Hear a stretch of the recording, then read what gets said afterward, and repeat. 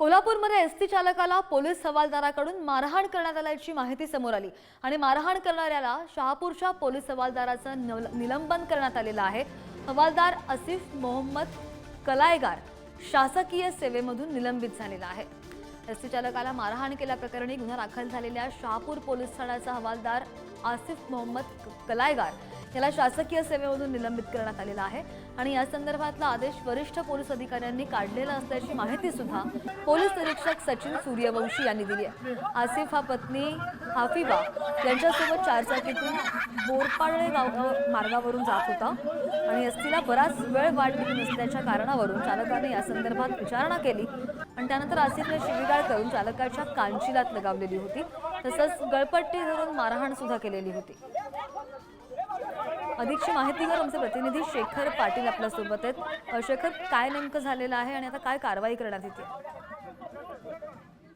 श्रद्धा, काही दिवसांपूर्वीच ही घटना जी आहे ती मलकापूर रोडवरती झाली होती। खरं तर एसटी चालकाला एका पोलीस हवालदारानं मारहाण केली होती।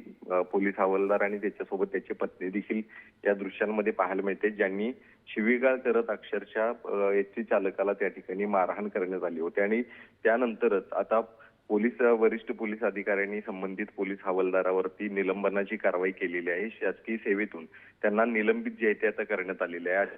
तिनं सेवेवरती काम करत असताना एसटी महामंडळाच्या एका कर्मचाऱ्याला मारहाण करणं अतिशय चुकीचं आहे म्हणत अशा पद्धतीनं मारहाण करणाऱ्यांवरती निलंबनाचीच कारवाई योग्य असल्याचं म्हणत या ठिकाणी ही कारवाई जी आहे ते करण्यात आली। त्यामुळे निश्चितच आहे अशा पद्धतीने एखादा व्यक्ती कर्तव्यावरती असताना मारहाण करणं आणि ते मारहाण केल्यानंतर कशा पद्धतीने त्यांच्यावर कारवाई होती याचं हे उदाहरण म्हणावं लागेल। श्रद्धा, अगदी, आणि त्यामुळे निलंबन करण्यात आलेलं आहे। धन्यवाद शेखर, दिलेल्या सगळ्या सविस्तर माहितीसाठी। बातमी पाहत होतो कोल्हापूरमधून।